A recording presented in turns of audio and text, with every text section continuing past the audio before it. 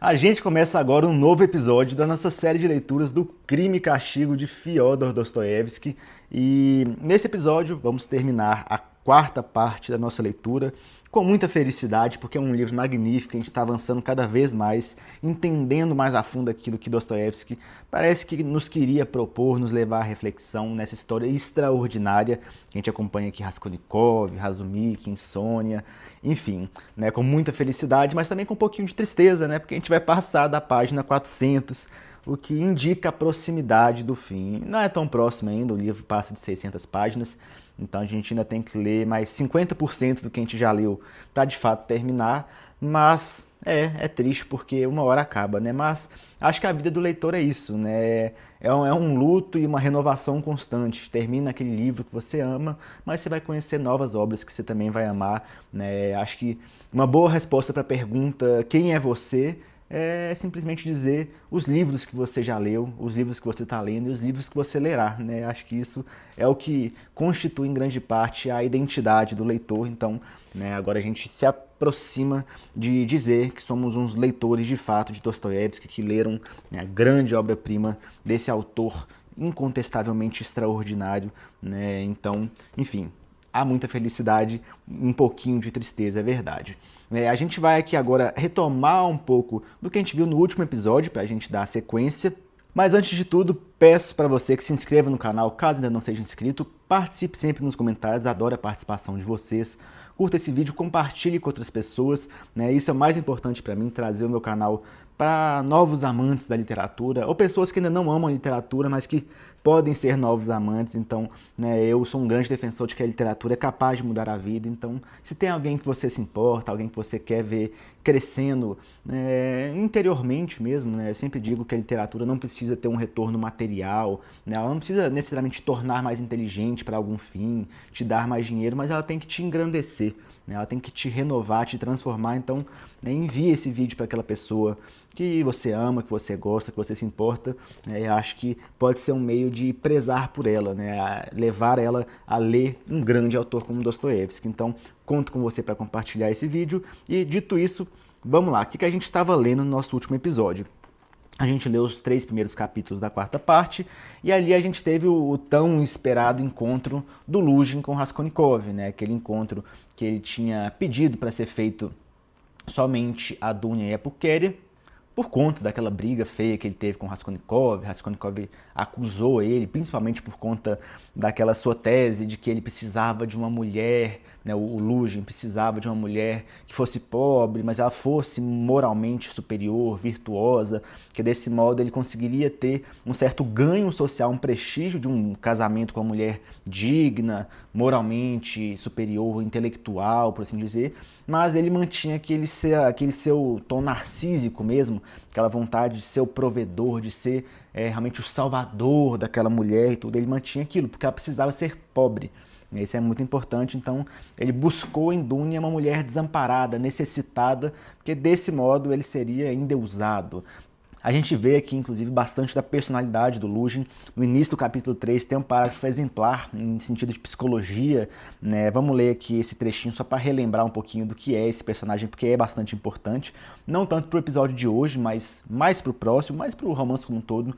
O Luzhin é um cara bastante interessante, né? Eu sempre trago aqui o conceito de filáusia, né? Aquele amor desordenado a si mesmo, como que se define muito bem com o Luzhin, e como que ele junta aquele materialismo mesquinho, vulgar, aquela pessoa que se preocupa só com seus próprios bens, suas posses, e como aquilo reflete na opinião dos outros, mas ao mesmo tempo que incorpora uns ideais ocidentalistas, meio revolucionários, né, mistura ali uma série de teses, né, e muito aquela ideia antissocial, anti-solidariedade, anti-compaixão. Ele fala que você não deve amar ao próximo, mas muito antes a si mesmo, porque amando-se a si mesmo, você faz um bem maior para todos, a ideia de progresso. Vocês devem se lembrar aí dos últimos episódios, mas vamos ler aqui o trecho que eu estava comentando. Começa assim: basofiar até aos últimos limites, sem querer conjecturar a possibilidade de duas mulheres desamparadas e pobres poderem furtar-se ao seu poder. né? O que quer dizer que ele de fato se considerava um detentor total do controle da situação. Ele sempre teve controle de tudo, ele sempre foi,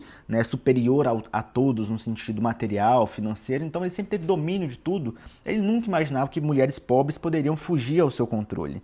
Para isso, muito tinham contribuído a sua vaidade e aquele seu grau de presunção que é melhor designarmos de narcisismo. Então, narcisismo aqui é colocado diretamente pelo Dostoiévski, que não é sequer uma interpretação minha, né? E assim, a Filáusia é uma interpretação minha, mas eu acho que se encaixa perfeitamente.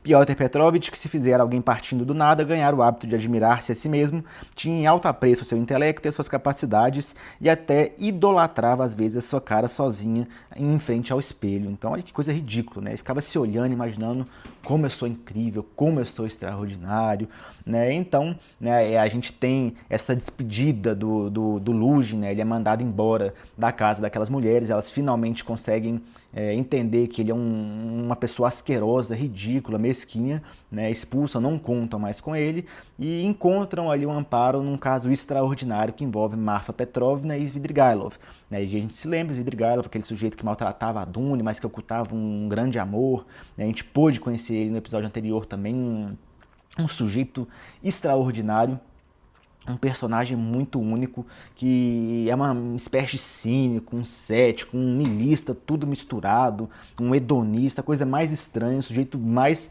extravagante mesmo, muito esquisito, que acredita que se pode ter uma liberdade plena e universal sem qualquer ideia de responsabilidade pelos seus próprios atos, né? Enfim, esse Svidrigailov, ele ofereceu uma quantia muito grande para Dune, para caso ela não se casasse, uma quantia de 10 mil rublos, e ela ainda recebeu também o dinheiro da herança da Marfa Petrovna, a mulher do Svidrigailov, que morreu, né, aquela ideia, né, se ela morreu por causa do Svidrigailov, que tinha espancado ela antes, e ele disse que não espancou nada, nem deixou marca, né, ela nem desmaiou, nem sangrou, então não espanquei não, foi de boa, a culpa não é minha não. Ele é ridículo, mas é muito engraçado, né, e como que ele parece acreditar naquelas suas mentiras, naquelas ideias absurdas, né, ele defende que as pessoas gostam de ser humilhadas, é muito doido, mas enfim, né, então além do dinheiro que ele ofereceu, teve o dinheiro da herança dessa mulher, em torno de 3 mil rublos, que tirou a família do Raskolnikov daquela miséria total, encontraram uma nova esperança. E aí, enfim, estavam ali se organizando, o Razumikin extraordinariamente bondoso, né, querendo ajudar aquelas mulheres, e feliz do Luzhin, aquela pessoa horrível, aquele vilão mesmo da história, né, ter saído daquele apartamento, ter sido realmente expulso para nunca mais voltar, ele empolgado, porque poderia, né, quem sabe, chegar mais próximo ali de Dune, de porque aquelas mulheres que ele tinha ganhado tanta admiração, eles estavam ali se organizando, vamos criar aqui uma editora, publicar aqui alguns livros, a gente pode ganhar algum dinheiro com isso, viver aqui em São Petersburgo mesmo e tudo mais. Enfim, estavam se organizando em tudo isso, bastante felizes, com esperanças fortes ali com relação ao futuro, e eis que Raskolnikov se despede, vai embora para nunca mais voltar, diz que, olha, eu fiz algumas coisas definitivas aqui para minha vida e eu saio aqui parecendo um maluco, mas principalmente muito lúcido. Ele entende que ele tomou certas atitudes que não tem como ser corrigidas, senão de um meio também definitivo. Então ele tomou atitudes definitivas, as sanções, as repercussões daquilo também são definitivas. Na medida que ele se afasta da sua família, isso tem um caráter até de proteção daquelas pessoas que ele ama. Tá? Então ele se dirige até a casa da Sônia e é aqui que a gente começa o nosso episódio. A gente se lembra também quando ele estava indo embora, ele se encontra com o Razumikin no corredor. Tem uma cena muito profunda, toda em silêncio, à luz de velas, e como que aquele silêncio, aquele vazio comunicou tudo. Razumikin entendeu tudo, né? Ali ele viu que realmente Raskolnikov tinha matado, né, a Leon Ivanovna, a Elizaveta, ele entendeu absolutamente toda a verdade em meio a todo o silêncio, né? Uma troca de olhares, a profundidade, o peso que carregava o olhar do Raskolnikov com toda a sua culpa, aquilo sim transmitiu a verdade mais profunda, muito mais do que poderia ser transmitida através da fala, né? Através das palavras, simplesmente, né? O seu silêncio, o seu olhar, o peso que tudo aquilo carregava, a profundidade, a transcendência de um simples olhar é o que trouxe, o que evocou a realidade total. E, enfim, assim a gente terminou nessa cena muito sublime o nosso último episódio. Como eu disse, agora a gente começa com Raskolnikov se dirigindo até a casa da Sônia. A Sônia, a gente se lembra, filha do Marmeladov, aquele bêbado que o Raskolnikov encontrou lá no segundo capítulo, que fez todo aquele monólogo, aquela verdadeira materialização em pessoa da desgraça completa, do sofrimento, do derrotismo, né? Ele que foi atropelado por uma carroça, acabou falecendo, chamou um padre para pedir perdão dos seus pecados, tudo mais.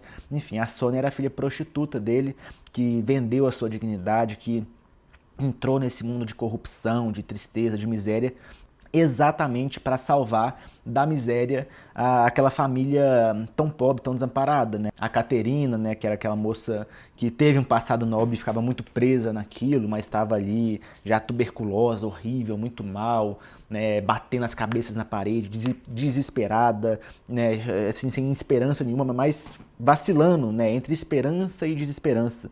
Ela acreditava que poderia melhorar tudo aquilo a todo tempo, que ela poderia voltar àquele passado de glória, mas a todo tempo ela se via impedida daquilo, era impossível, né? A vida dela era a miséria total. Então, como que não a filha, né? Porque ela não era filha exatamente Caterina, mas a filha do seu marido ali, do Marmeladov, aquela moça se prostituiu, vendeu tudo que ela tinha, toda a sua dignidade, a sua virgindade, para poder salvar aquela mulher e também os filhinhos pequenos que ela tinha, né, a Polya e tudo mais, aquelas três crianças, filhas de Caterina, que dependiam totalmente de Sônia, né? Então, o Raskolnikov vai se encontrar com essa moça, né, essa prostituta, nesse estado tão horrível, né, conhece aquele apartamento dela, que a gente vai ver aqui, é um apartamento até absurdo, né, ele fala muito dos ângulos das paredes aqui do apartamento dela, alguns ângulos são muito obtusos, né, muito abertos, outros são muito agudos, é algo muito esquisito mesmo, até difícil de se imaginar, algo tão desproporcional, né? Assim, a questão da desproporção gera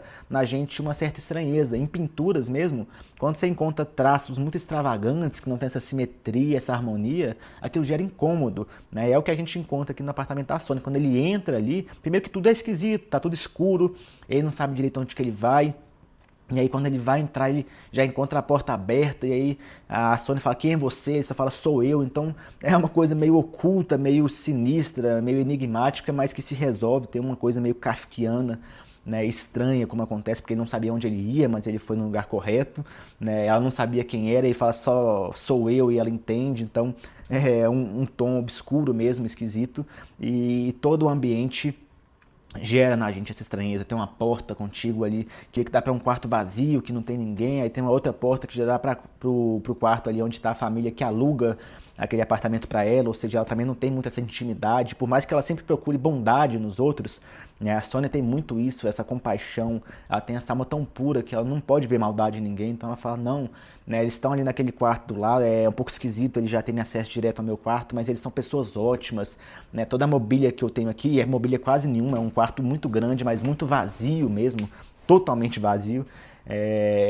o que gera realmente essa ideia também de uma solidão, isolamento, né? Ela fala, toda essa mobília que eu tenho é graças a eles, tudo que eu tenho é graças a eles, então ela tem muito essa questão da gratidão mesmo diante de algo que se aproxima do nada, né? Ela não tem nada, mas o que ela tem, ela é muito grata por aquilo, enfim, essa é a situação do apartamento, né, da prostituta Sônia, ali que Raskolnikov se encontra com ela e se inicia todo um diálogo fantástico. Tá? Uma das cenas mais sublimes do livro, uma das cenas mais impactantes.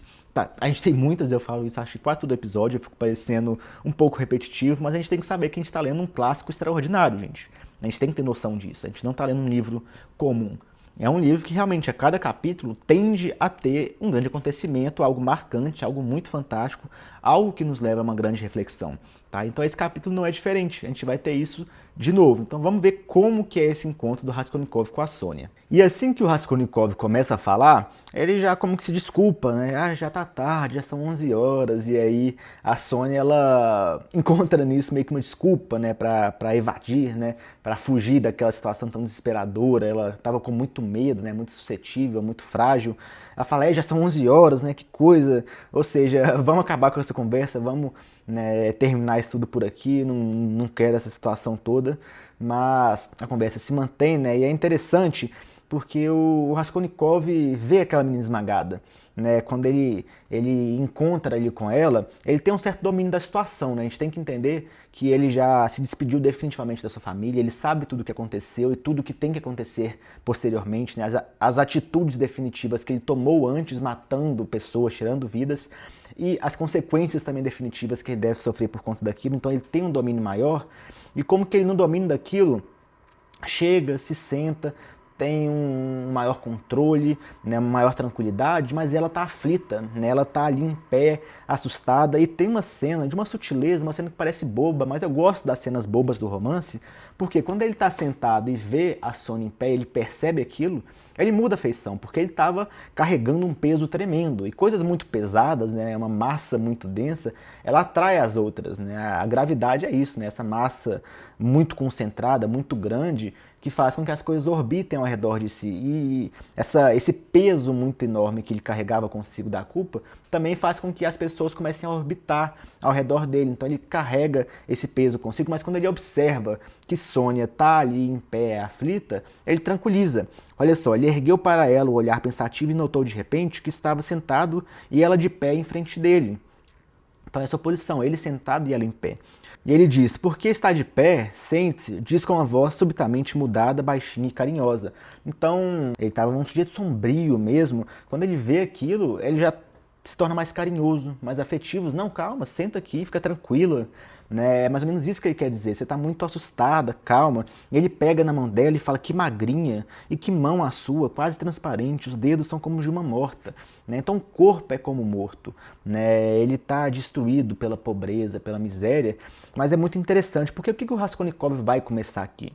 Uma espécie de tortura psicológica. Ele vai provocar todo o tempo a Sônia para ver a desgraça que é a vida dela, né? A maldade que é esse mundo. Ela teve que se prostituir para tirar as pessoas da miséria e todo mundo continua miserável. Todo mundo continua à beira do precipício. Katerina Ivanovna, aquela mulher tão honrada do seu passado, ela vai morrer. Ela está muito doente, está desesperada, está maluca, não tem mais controle de nada. Né? O marido dela era um alcoólatra que só prejudicava a família, agora morreu. E foi toda aquela cena com várias pessoas entrando dentro da casa. Né? A senhora ali que alugava o quartozinho, também um quarto totalmente miserável. Né? A gente lembra que ele era caminho para outros, então eles não tinham qualquer privacidade, todo mundo entrava ali quando quisesse. Então um lugar também muito, muito, muito pobre, muito horrível, que não dá qualquer dignidade à pessoa humana. Né? Aquela senhora, né, a dona do quarto, a locadora ali, a proprietária, estava querendo expulsar aquelas pessoas também, então estavam prestes a se tornar moradores de rua, 3 criancinhas pequenas que passavam fome, mal tinham roupa para tampar o próprio corpo, o frio que é a Rússia muitas vezes, né? Apesar de a gente estar na época de verão durante essa narrativa, né? Vai chegar o inverno, aquelas pessoas podem morrer de hipotermia, né? Então, assim, olha só como que é horrível essa situação, né? E como que Sônia teve que vender a sua virgindade, teve que vender o seu corpo para continuar em miséria. Então, o Raskolnikov expõe isso todo o tempo. Né? Ele coloca, e se a Katerina morrer, e se você morrer, o que vai ser daquelas criancinhas? Né, e Sônia não aceita aquilo, o que ele faz? Né, ele está provocando ela, mostrando todo o mal que existe, para ver se ainda consegue subsistir, né, se ele consegue sobreviver a algum bem, ou uma esperança de bem. Diante de todo o mal do mundo, você consegue ainda ter esperança no bem maior? Diante de tudo que há de ruim, você consegue imaginar que há um Deus bondoso, né, por trás de tudo aquilo? Né? Como que você pode manter a sua esperança, a sua fé? E aqui ele vê a força maior que tem em Sônia. Né? Se o corpo é frágil, se o corpo é fraco, né, se a pessoa está esmagada diante daquela sociedade, né, suja, diante da maldade das pessoas, né, se ela está diante de tudo isso e consegue manter a fé, porque o corpo é fraco, mas a alma é muito forte, a alma é gigante. Né, a esperança permanece, né, a ideia de que há um bem, de que há uma proteção, de que há um anjo da guarda com você, que há um Deus que te protege, que zela por você e que há esperança de algo melhor, né, seja em vida, seja depois da vida, é isso que torna a pessoa gigante. Né? Então ela tem aqui as mãozinhas fracas, né, pálidas, parecendo de um fantasma, de uma morta. Né? Se ela está ali tremendo de medo diante de tudo, com medo de tudo, né, quando se fala de Deus, de Jesus Cristo, ali ela tem uma convicção. Ali o olho dela toma aquela força, aquele calor do fogo, o ímpeto, ali ela tem certeza, né? Deus proverá, né? Deus vai proteger ela, né? O que for para acontecer está totalmente nas mãos de Deus, né? Não cai uma folha de uma árvore no meio de toda uma floresta, sem a ciência e a permissão prévia de Deus. Então, né, ela se entrega completamente, ela tem essa fé absoluta, a esperança do bem, né, se não for nessa vida, que seja na próxima, né, no sentido da vida eterna. Então, é exatamente a defesa da fé, a grandeza que há no espírito diante da pequenez que é o corpo. Isso é fantástico, gente, é lindo. Toda a provocação que o Raskolnikov faz aqui é para encontrar a miséria, né, o sofrimento.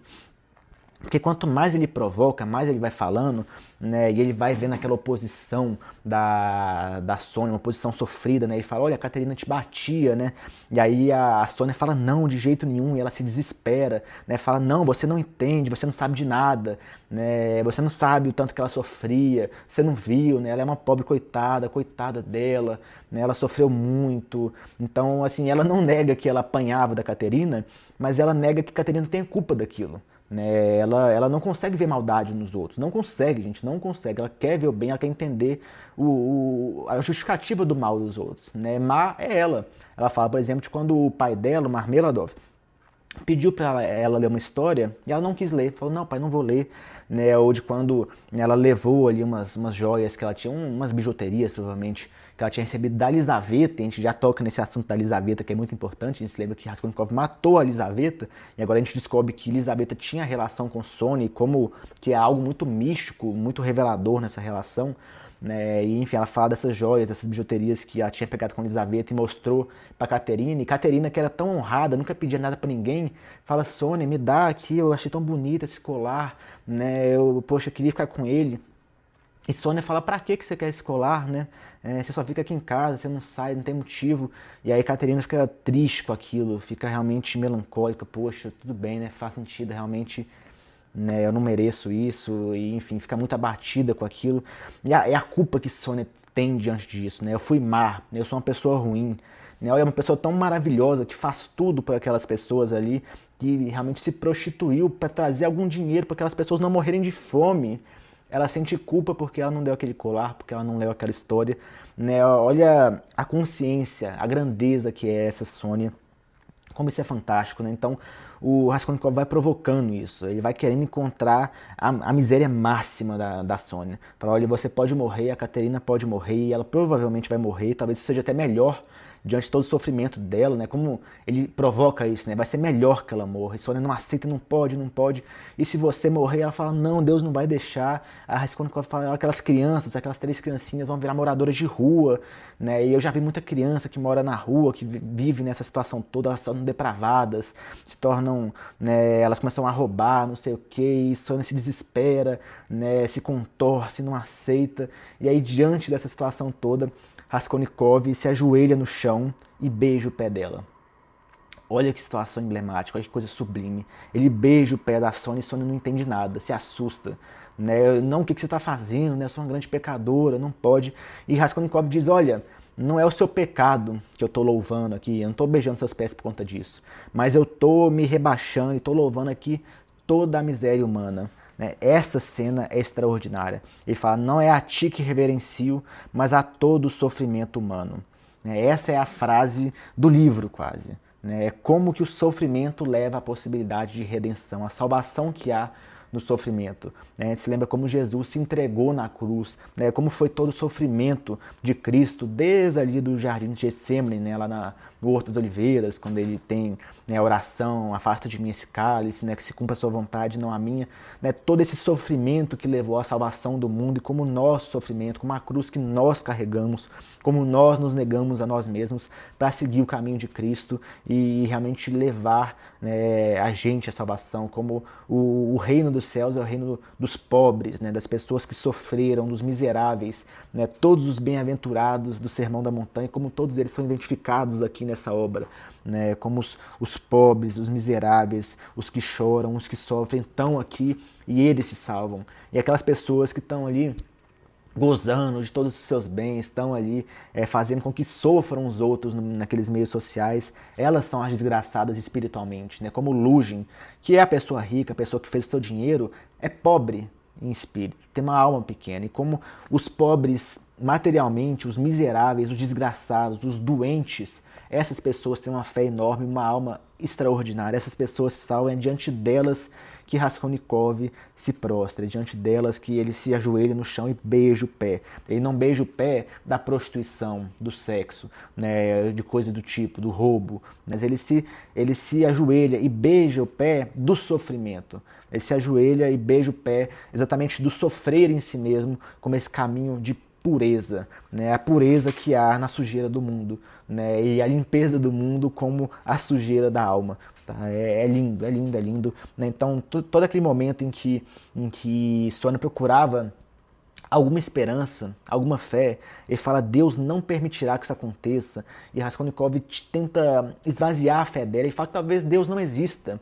Olha que coisa absurda, né? Fala, talvez Deus não exista. Ou então, se Deus permitiu que tanto mal acontecesse a tanta gente, por que ele não vai permitir esse mal para mim?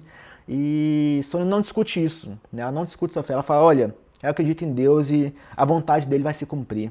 Tá? E vai permitir o que é necessário para que o bem maior se cumpra. É realmente o que é necessário.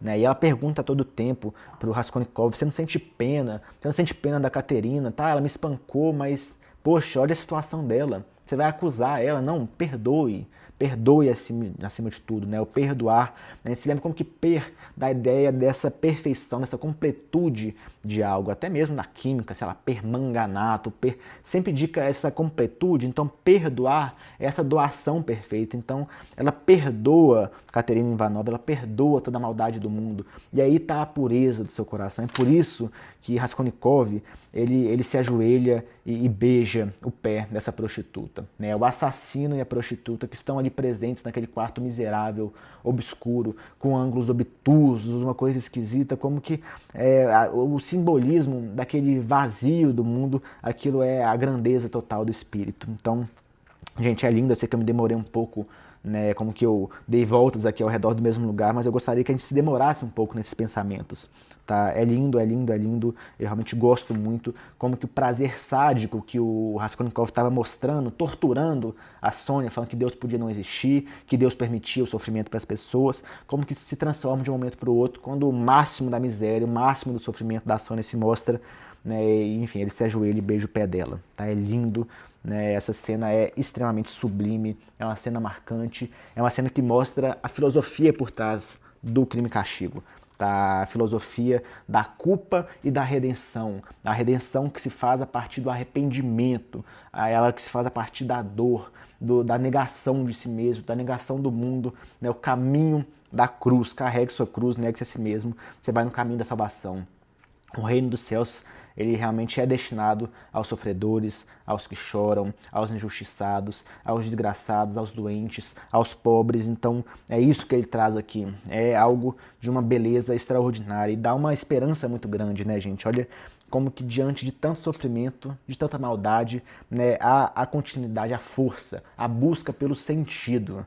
Tá? O sentido que se busca aqui é impecável. Né? Então, uma menina tão fraca, tão suscetível, tão destruída, tão amassada, ela tem uma fortaleza interior que é magnífica. Eu gosto muito daquelas igrejas que são simples por fora e quando você entra é repleta de ouro, aquela beleza toda, umas pinturas lindas, magníficas, mostram o que é a Sônia.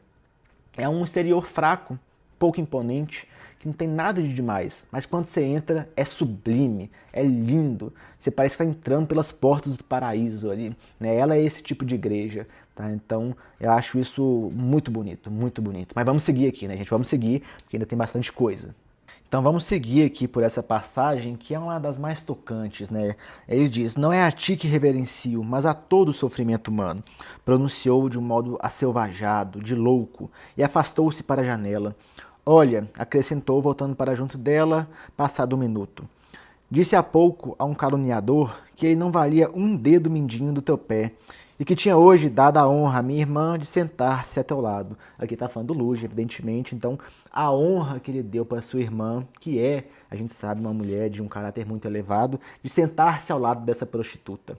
Tá? Então, a gente se lembra como que o reino dos céus, os primeiros a chegarem lá, seriam os publicanos, né, cobradores de impostos, e as prostitutas. Né? Eu gosto muito de lembrar daquela cena do fariseu rezando, né, falando assim, obrigado, meu Deus, por me fazer tão virtuoso, eu que faço tantos jejuns, rezo, não sei o quê, e não sou igual a esse cobrador de impostos, esse pecador, e o pecador de impostos lá batendo no peito dele, né, por minha tão grande culpa, né? Peço desculpa, pelo amor de Deus, me perdoe se for possível, coisa do tipo, né? Não estou citando aqui literalmente, mas é mais ou menos essa cena, e me lembra muito isso, né? Como a pessoa que é a pecadora, aquela que é socialmente tão criticada, tão excluída e marginalizada, como ela é verdadeiramente arrependida.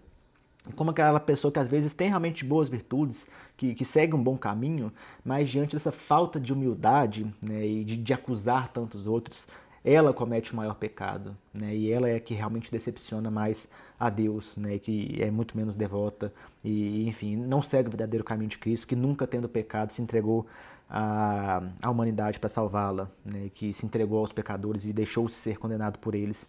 Então eu acho lindo, né? Então a figura da prostituta aqui é maravilhosa, maravilhosa, maravilhosa mesmo, e como que de fato é um privilégio para a Dunya, que já é uma pessoa tão fantástica, ter se sentado do lado de Sônia, que é a alma máxima aqui dessa obra.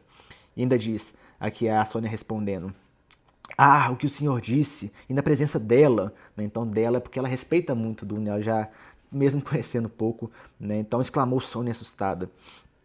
Sentar-se a meu lado, uma honra, mas eu sou desonrada, sou uma grande pecadora. Ah, como foi capaz de dizer uma coisa assim? E aí responde Raskolnikov, nessa frase, gente, escrevam essa frase em algum lugar, tá? Assim como eu também obrigo vocês a escreverem, não é a ti que reverencio, mas a todo sofrimento humano, do lado também escrevam. Não o disse por conta da tua desonra e do teu pecado, mas pelo teu grande sofrimento. Tá? Então é o seu grande sofrimento que te tornou tão elevada. Eu sei que você pecou, não duvido disso. Eu sei, né, do seu trabalho, eu sei disso. Né? Não é isso que eu estou louvando. Né? Não é o seu pecado que eu gosto.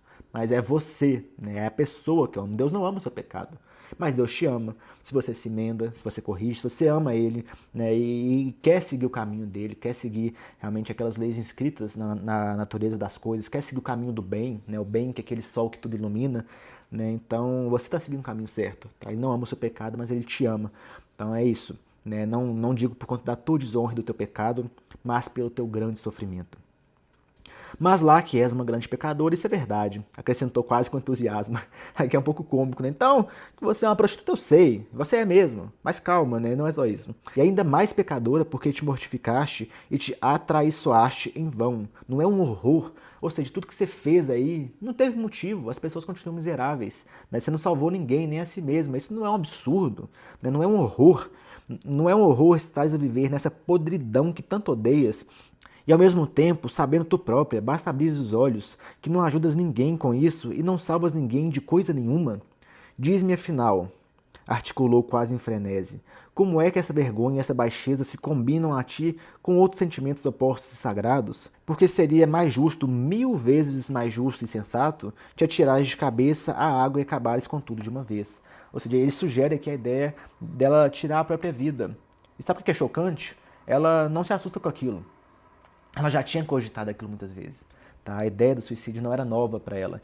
Tá? E aqui é essa ideia, como que uma fé tão grande pode se coadunar, pode viver juntamente com atos tão hediondos, né, com a prostituição, como que isso pode coexistir numa mesma pessoa, né, como que o pecado constante, a vida corrompida pode coexistir numa alma tão elevada, né, como que essa entrega à sujeira do corpo está junto com a pureza total do espírito. É um grande mistério, é uma dificuldade muito grande, mas que a gente vê aqui presente nessa pecadora, né? Um amor e uma devoção tremendas, tá? A capacidade dessa purificação a partir do seu sofrimento, da sua entrega, né? E é lindo isso, né? Então, né, quando ela não se surpreende diante da ideia do suicídio, mostra a total consciência do seu sofrimento, tá? Ela sabe que a vida dela é horrível. Ela entende isso perfeitamente. O Raskolnikov não está dizendo nada que ela já não saiba. Quando ele diz que Katerina está muito mal da cabeça, ela fala ali que ela fica batendo com a cabeça nas paredes, que ela grita contra o destino dela. Ela sabe que Katerina não está bem. Ela sabe que Katerina pode morrer a qualquer momento. Ela sabe que ela também pode morrer a qualquer momento e aquelas crianças vão ficar desamparadas. Ela sabe de tudo isso. Ela não tem qualquer dúvida. Mas por que quando ela pensou em tirar a própria vida, ela não seguiu naquilo? Né? Por quê?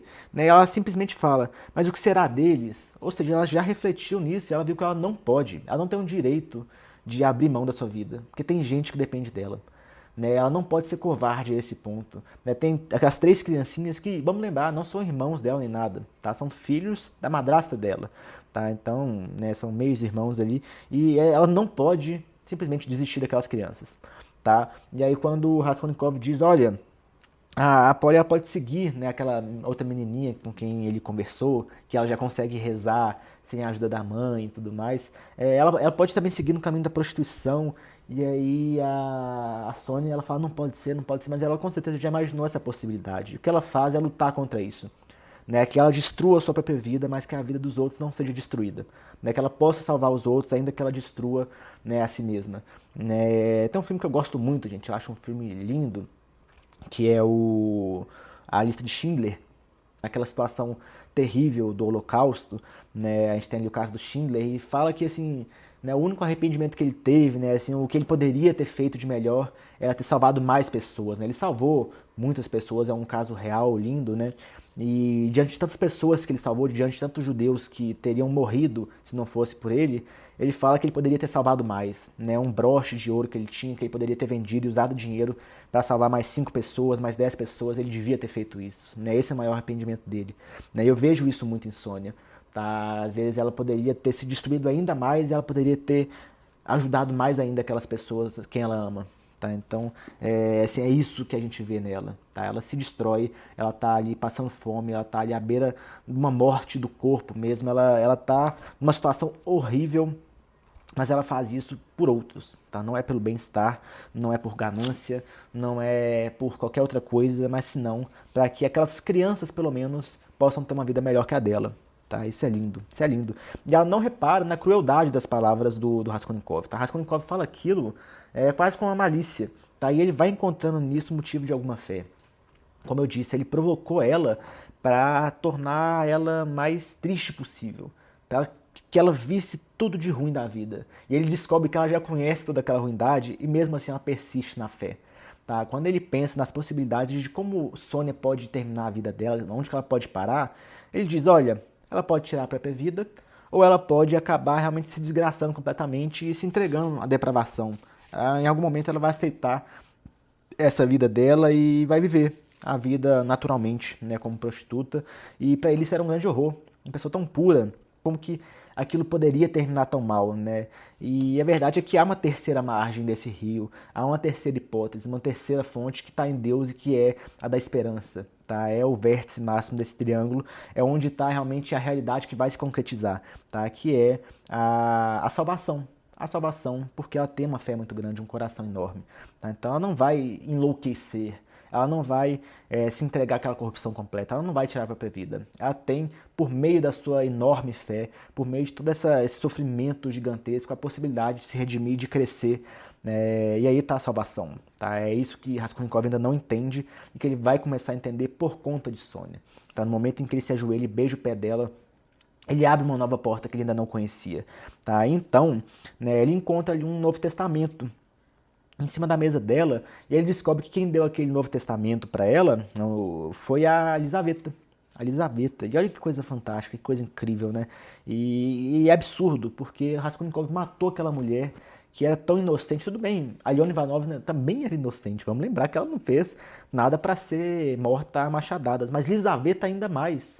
Elisaveta era oprimida por essa irmã, era uma mulher muito boa, né, que era constantemente atacada pela irmã mais velha, humilhada, né, e ela foi morta por Raskolnikov sem ter a possibilidade de se defender.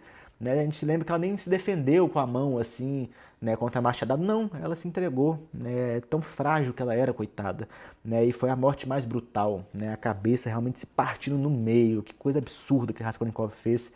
E foi exatamente essa Elisaveta que entregou a Bíblia, o Novo Testamento, para Sônia. Né? E é nesse momento em que Raskolnikov fala para Sônia para ela fazer uma leitura, né, para Raskolnikov. E ele já está achando que ela é louquinha. Né? Ele fala que ela é uma maluquinha fanática.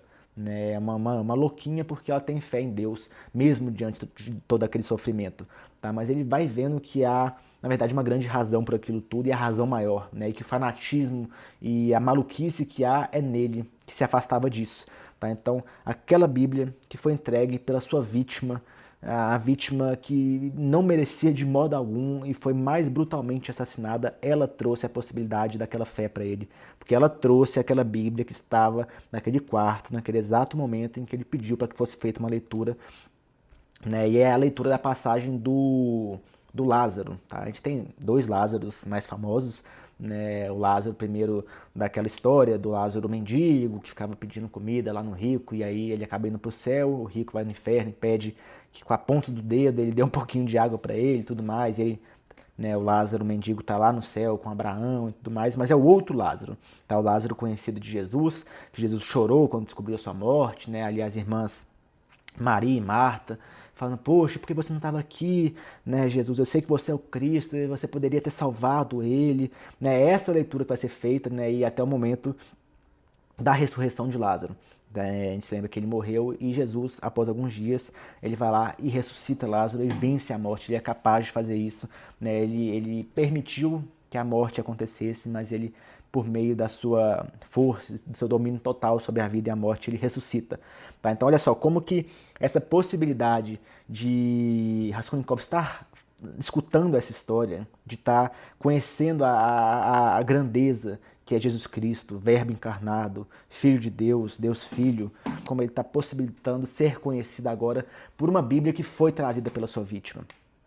Tá? Não sei se ficou confusa essa minha exposição toda, tá? Mas assim, há um pouco desse destino mesmo. Né? Você lembra quando o Raskolnikov ele foi para o seu assassinato, quando ele foi cometer o seu crime, ele acreditava que havia forças maiores que o guiavam aquilo.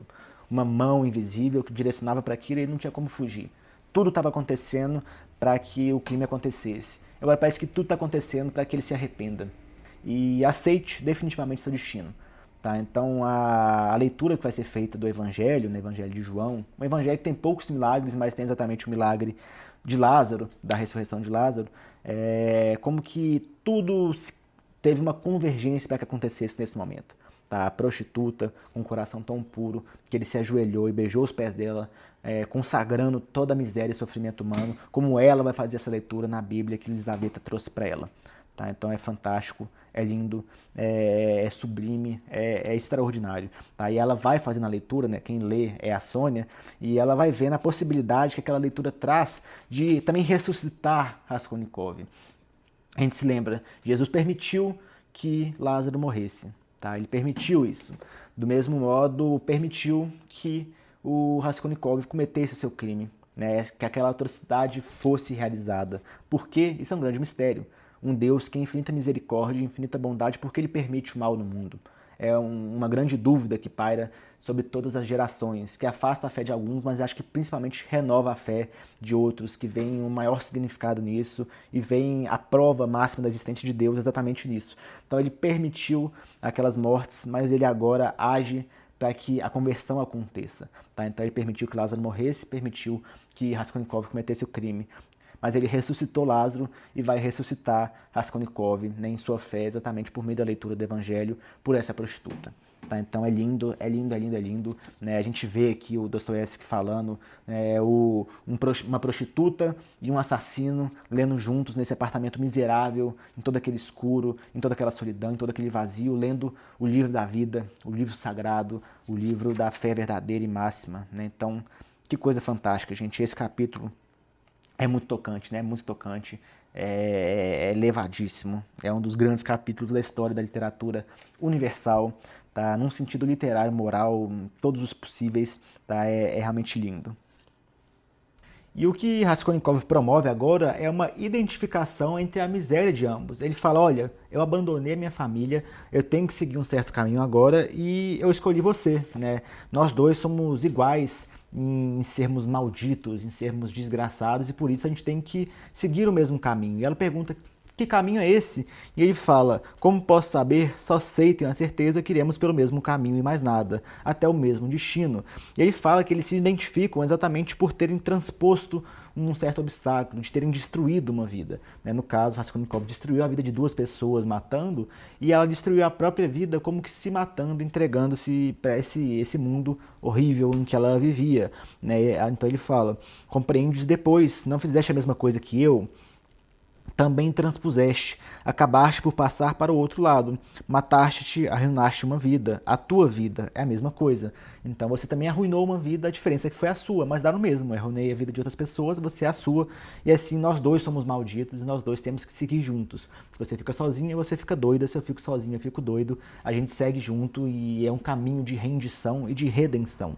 Tá? Então é muito bonito. E ele fala, eu preciso de você, preciso de ti. E Sônia não entende absolutamente nada, mas ela, como que tacitamente, como que sem dizer exatamente aquilo, ela parece concordar. Ela fala, ok, a gente segue junto, né? Como eu disse, a rendição e o caminho da redenção são importantes, né? Então, ambos malditos, né? A prostituta e o assassino que estão ali lendo o livro sagrado juntos naquele apartamento abandonado, distante de todo o mundo, isolados, esquecidos, humilhados e ofendidos, estão ali juntos seguindo esse caminho que pode levar à possibilidade de uma salvação. Tá? É sempre a possibilidade de redenção a partir da cruz que se toma, a partir do sofrimento que pode guiar esse caminho. Então juntos eles seguem para onde eles não sabem, mas o destino é o mesmo. Tá? Os dois seguem o mesmo caminho, um precisa do outro para que eles possam salvar-se em alguma medida. Tá? Então diante de todo mal, a esperança da fé é o que os guia. Tá? E pela fé enorme, pelo fogo que ele vê no olhar da Sônia, quando ele diz que Deus pode ser que não exista, né, que Deus permite o mal para as pessoas, é aquele fogo que dá uma nova vida para ele. Tá? E a partir da leitura do Evangelho, depois de ter beijado os pés dela, se jogado no chão diante da miséria da humanidade, isso é o renascimento dele. Jesus chorou quando Lázaro morreu, mas Jesus ressuscitou Lázaro. Tá? Então Jesus chora pela morte de Aliona Ivanovna, mas Jesus promove a possibilidade da redenção daquele assassino. Tá? Ele ama todas as pessoas, enquanto elas estão vivas, elas podem se redimir, elas podem se arrepender e seguir um caminho da fé. Então ele possibilita a ressurreição de Raskolnikov por meio de Sônia, por meio daquele livro que foi entregue a ela pela vítima de Raskolnikov, que é Elizaveta. Olha como é lindo, né? E então, declarando que ele conta com Sônia, ele fala, olha, amanhã eu vou te contar quem matou Elizaveta. Né? Ele fala que ele vai quebrar de uma vez por todas e pronto, ele vai assumir o sofrimento, o que não compreendes, compreenderás depois. Liberdade e poder, sobretudo poder, sobre todas as criaturas trementes e sobre todo formigueiro. É esse o objetivo, lembra-te disso, é este o meu voto para ti. E ele fala que se ele voltar amanhã, ele diz quem matou a Elizaveta e se despede. E aí a Sônia não entende absolutamente nada, mas você sabe que matou a Elizaveta, meu Deus, ele fala, sei, mas amanhã eu te conto, mas eu tenho que fazer algumas coisas e se eu conseguir voltar para cá amanhã, você vai saber tudo, porque eu te escolhi. Né? E é muito interessante, porque ele fala que ele escolheu Sônia antes mesmo de ter conhecido ela. Né? No momento, lá no segundo capítulo, lá para a página o quê? 10, 15, 20 desse romance, né? Quase 400 páginas atrás, quando ele ouviu pela primeira vez falar daquela filha prostituta, né? que foi salvar aquela família se entregando para esse mundo de corrupção, né? Ele falou, é ela. Ele já sentiu um arrepio naquele momento e ele já tomou essa decisão. É ela que vai saber. Tá? É ela que se entregou para esse mundo, é ela que sofre pelo bem dos outros, ela tem que saber isso. Né? Ela é minha redenção. Tá? Então, né, ele decide, você que vai saber disso, e ele finalmente se despede, vai embora, e Sônia fica batidíssima, abalada com tudo que aconteceu ali, né, desde toda aquela provocação, aquela tortura psicológica que ele fez, né, dizendo que Deus podia não existir, dizendo que ela poderia tirar a própria vida, falando que seria até bom que Caterina morresse, que aquelas crianças iam ficar desamparadas, virar mendigos, e enfim, falou tudo aquilo, e ela se manteve firme na fé, e como que ela fez a leitura do Evangelho, e como que aquilo poderia salvar Raskolnikov, e agora ele falando que ia ter essa grande declaração de quanta coisa se passou na cabeça daquela menina medrosa, tão suscetível, que tremia diante de qualquer novidade que aparecia, que sentia tanto medo daquela irmã e da mãe de Raskolnikov, como que ela descobriu que ela foi comparada a elas e colocada do lado delas com muita honra. Então, assim, é muita coisa para a cabecinha da pobre da Sônia, que não estava entendendo absolutamente nada, então dormiu ali assustadíssima, o que foi aquilo, né? Ela se lembrava dele, se lembrava de tudo que ia acontecer, de tudo que tinha acontecido. Realmente a vida dela tá agitada, né, gente? O pai dela acabou de morrer, vai ter um enterro, né? A madrasta ali doente, as crianças, então a pobre vai sofrer bastante, vai ter uma noite de insônia desesperadora. Então a gente descobre que do outro lado ali da parede havia um certo senhor, que nós já conhecemos, figura singularíssima, aquele nosso cínico, niilista, hedonista, o sujeito mais esquisito de todo esse romance, mas muito único, que acredita que as pessoas gostam de sofrer, que elas gostam de ser humilhadas. A gente está falando de Svidrigailov, tá? O marido de Marfa Petrovna, que espancou ela e ela morreu logo em seguida, que maltratava Dunya para ocultar que ele a amava, mas que já não amava ela, mas que mesmo assim quer deixar 10 mil rublos. Esse sujeito esquisitíssimo estava ali do outro lado da parede, no quarto vazio, tá? Ele conseguiu ir para aquele quarto e ficou escutando tudo, ficou 1 hora ali com o ouvido pregado na parede, adorando tudo que ele estava escutando, sentindo um prazer enorme diante de todo aquele sofrimento, diante de toda aquela entrega, diante de toda aquela sinceridade que havia entre aquelas duas almas em profunda penitência e sofrimento, diante de toda aquela desgraça. Tá? Ele que é um homem rico, um homem que tem todos os privilégios da vida, não sente qualquer desprazer e que mesmo diante da eternidade ele sente que tudo é um tédio, a vida dele é um tédio, um prazer que se esvazia, que procura inovação para se distrair diante da vida que não tem qualquer sentido para ele. Tá? Então ele ouviu tudo aquilo do outro lado e, enfim, felizíssimo, contentíssimo com tudo aquilo, pensando, da próxima vez eu vou colocar uma cadeira aqui para não ter que ficar em pé, para escutar com ainda mais prazer. Então terminamos o capítulo 4 assim. Que coisa maravilhosa que não foi esse capítulo, né? Como que isso não é um momento marcante da história da literatura universal. Eu não consigo dizer que não é, tá? O capítulo do cavalo, o capítulo do assassinato, enfim, a gente tem vários parecidos que vão, de fato, determinar o curso da literatura universal, e esse aqui é mais um, tá? Então, lindo, lindo, lindo. Vamos pro capítulo 5. É um capítulo mais desgastante, um capítulo um pouco mais chato. Eu confesso que eu demorei 2 dias para fazer essa leitura, a primeira leitura. Para quem já viu o meu vídeo que eu leio devagar, sabe que eu divido em várias leituras e releituras, tá? Então esse aqui é um capítulo um pouquinho mais chatinho, mas vamos passar por ele, tá? Vamos superá-lo, porque o romance ainda tem muito para nos oferecer, tá? Então, no capítulo 5, o Raskolnikov ele vai se encontrar com Porfiri, porque Porfiri tinha pedido para que Raskolnikov comparecesse lá na delegacia de polícia, né, na secretaria de polícia, para que, enfim, eles conversassem um pouco. A gente se lembra que Raskolnikov foi até Porfiri para pedir alguns bens que ele tinha penhorado lá com a velha Leona Ivanovna. A gente descobre que todas as pessoas que tinham bens lá já tinham comparecido, menos Raskolnikov. Aí Porfiri já tinha feito aquela investigação muito sutil, né? Ele é um investigador brilhante, apesar de muito cínico, muito fingido, é um mentiroso. Ele é bastante irritante, eu diria, mas, como eu disse, muito sutil, muito inteligente.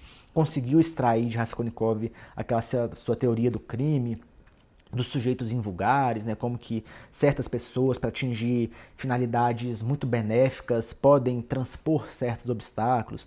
Ele fala, né, ele cita Maomé, ele cita Isaac Newton, Napoleão é o caso máximo, né? Então, para atingirem seus objetivos finais, se eles precisassem matar pessoas, transpor certas barreiras, eles tinham uma justificativa moral, pessoal, para que aquilo fosse feito. Não como se eles tivessem justificativa para cometer todo tipo de crime à toa, mas somente aqueles necessários para atingir aquele objetivo final, um ideal utilitarista, mas que também justifica grandes atrocidades defendidas por um fim melhor, coisa do tipo. É algo absurdo que ele defende, é uma teoria do crime totalmente estapafúrdia, justifica grandes extermínios culturais. É algo que deve ser lido com muito cuidado. Então, uma pessoa ignorante, quando lê essa tese de Raskolnikov, pode se deixar levar, se comover por aquilo, mas é algo ridículo mesmo.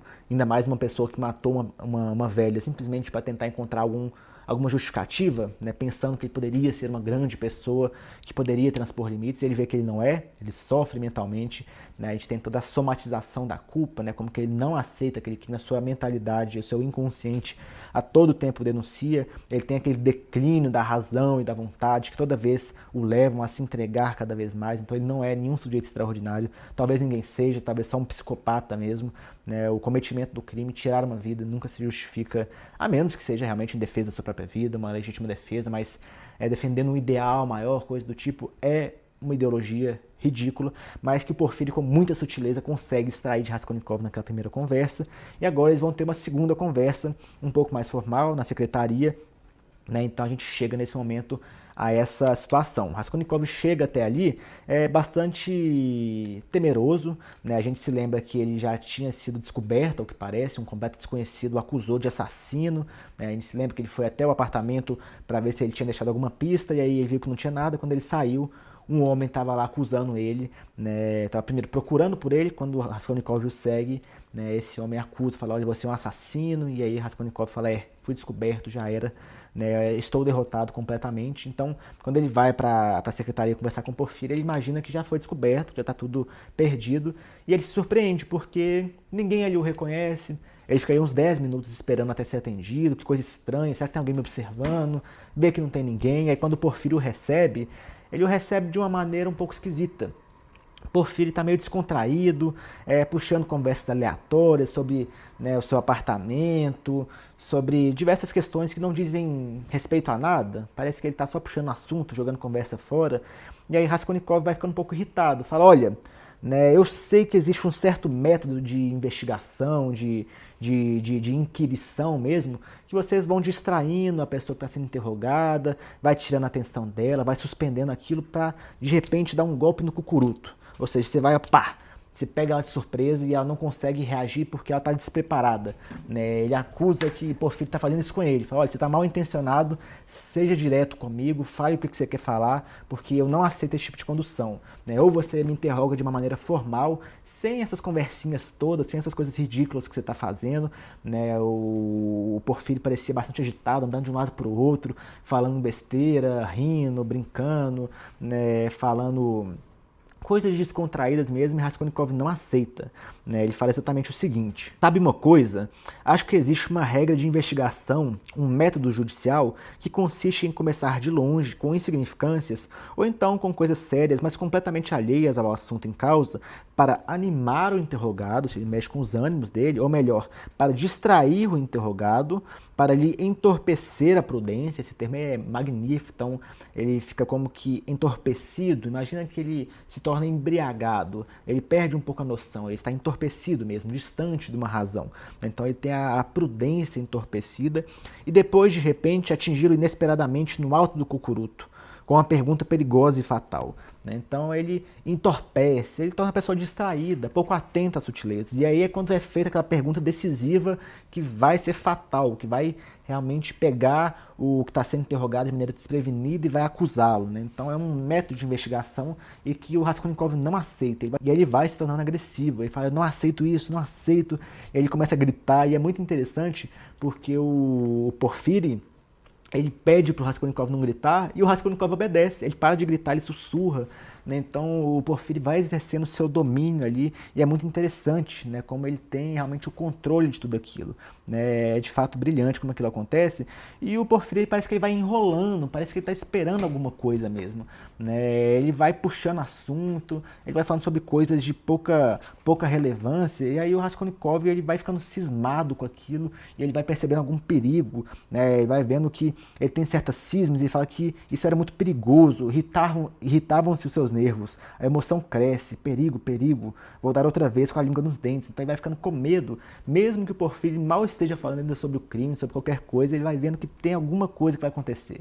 Ele vê a iminência de algo extravagante, de algo extraordinário que vai comprometê-lo e que ele não vai estar preparado para aquilo. Então ele tem essa noção do perigo constante e que o Porfírio faz questão de afastar. Então o Porfírio ele vai andando de um lado para o outro, falando de outros assuntos, e ele vai se preocupando também com o Raskolnikov, né? Toda vez que o Raskolnikov se exalta, fala, eu quero algo formal, isso é um absurdo, você está me manipulando. E aí Porfírio, não, calma, você está muito doente, toma uma água, vai tomar um ar, não sei o quê. E Raskolnikov vai se deixando levar por aquilo, é muito fantástico, gente, é muito legal, porque toda vez que o Porfírio fala para ele não gritar, ele para de gritar.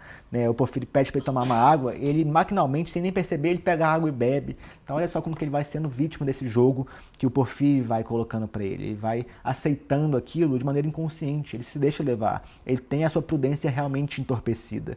Isso é muito brilhante, é muito legal. E olha só como ele vai afrontando.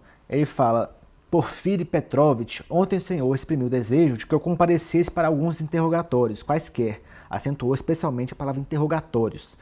Pois bem, cá estou, e se precisar de saber alguma coisa, pergunte-me, se não, permita que me vá embora. Tenho pressa, tenho mais o que fazer. Né? E ele vai obrigando, eu quero que seja uma coisa formal. Se quer fazer perguntas, faça. Se não tenho o que falar, eu vou embora. né? Eu não quero ficar falando sobre casos da sua vida, né? Eu, Porfírio Petrópolis, falar, eu fico envergonhado porque somos duas pessoas inteligentes e nessa sociedade, quando são duas pessoas inteligentes falando, elas ficam envergonhadas, não sabem o que falam. E o Raskolnikov assim, mas que cara chato, que cara mala, que sujeito fingido, faz as perguntas, né? E quando ele vai ameaçando ir embora, o Porfírio ele vai ali amarrando ele. É engraçado porque ele faz algumas referências militares, de guerra, e fala de cercos que vão sendo feitos. Ele vai fazendo isso, ele vai cercando, ele vai colocando Raskolnikov sutilmente no seu domínio. E aí ele fala, não, você está com pressa, mas a gente tem tempo, não é nada demais, a gente tem tempo, fica tranquilo. Né? Então ele vai fazendo como uma estratégia de guerra mesmo, ele vai cercando aos poucos. E ele vai falando sobre a estratégia que ele faz com os criminosos. E é muito interessante, eu quero ler essas passagens que ele diz, apresentando sobre o seu método de perseguir o criminoso, de deixá-lo livre em sociedade, mas a todo tempo se colocando ali, sutilmente outra vez. Né? O criminoso que está sendo investigado por ele imagina que tem domínio das coisas, mas ele percebe que todo tempo o Porfírio está ali na espreita. Que Porfírio sabe dos seus segredos, que Porfírio ele sabe de tudo e ele está ali só esperando o momento exato para dar o bote. Né? Ele coloca isso pro Raskolnikov e é interessante, né? Porque se o Raskolnikov é o principal suspeito e o Porfírio fala isso, ele está como que entregando o jogo. Está entregando a rapadura, para usar um termo popular. Né? Ele está falando exatamente o que ele vai fazer. Ele está falando com o Raskolnikov, olha, estou te deixando livre para que você vá se entregando para mim. Né, para que você pense que eu sei tudo e com isso, né, vai se tornando algo quase matemático. Né? Quando o Raskolnikov fala que ele quer uma investigação formal, o Porfírio fala, olha, as investigações não são coisas matemáticas. A cada caso que surge tem suas particularidades. Né? Então, não tem como você imaginar que eu posso seguir sempre o mesmo procedimento, porque cada procedimento ele vai ser perfeito para cada caso. Mas quando ele vai deixando o próprio criminoso, né, ir se entregando, né, esse decaimento da razão e da vontade se manifestando, é como aquilo se fosse se tornando mais matemático. Até que chega um ponto que se torna como um 2 mais 2 igual a 4. Né? Ou seja, tudo já está feito pelo próprio criminoso, exatamente por essa estratégia que o Porfírio faz de rodear, de estar todo o tempo ali ao redor, tolhindo a movimentação daquele criminoso. Está tudo nas suas mãos. Né? Isso é brilhante. Vamos ler um pouquinho disso aqui. Basta-me deixar um certo cavalheiro à solta, completamente sozinho. Não o prendo, nem o incomodo, mas faço tudo para que ele saiba, a cada hora e a cada minuto, ou que pelo menos suspeite, que eu estou a par de todos os seus segredos e que o sigo dia e noite. Que o vigio infatigavelmente, e se conseguir mantê-lo sempre desconfiado e com medo, então juro por Deus que o cavalheiro começará a ficar desvairado, que há de vir pelo seu pé até mim, e que, é verdade, há de fazer alguma coisa que se parecerá muito com 2 vezes 2. Eu falei 2 mais 2 é 2 vezes 2, hein? Detalhes sutis. Que assumirá, por assim dizer, uma feição matemática. É isso que me agrada. Então, ele quer ter a sensação, ele quer trazer a ideia para o criminoso de que ele tem domínio de tudo. Mesmo que ele não tenha, mas se ele dá essa sensação, já é suficiente. Porque aí o resto todo é feito pelo próprio suspeito. Né? Só que aí tem uma certa ideia de manipulação. Porque ele pode fazer isso com alguém que nem cometeu crime, mas de tanto torturar aquela pessoa, de tanto fazer parecer que, olha, eu sei dos seus segredos, eu sei de tudo, fala logo, mesmo que ele não diga isso de maneira explícita, ele entra na cabeça da pessoa e coloca aquilo, de modo que mesmo não criminoso, parece que vai se declarar criminoso. Tá? E ele diz de um caso desse, ele fala que um sujeito ele se sentiu tão culpado, mesmo que ele não fosse de fato quem cometeu o crime, que ele se declarou criminoso. Tá? E que aquilo chegou às instâncias superiores, que só depois ele foi absolvido, mas ele tinha chegado a ser condenado, porque ele se assumiu culpado.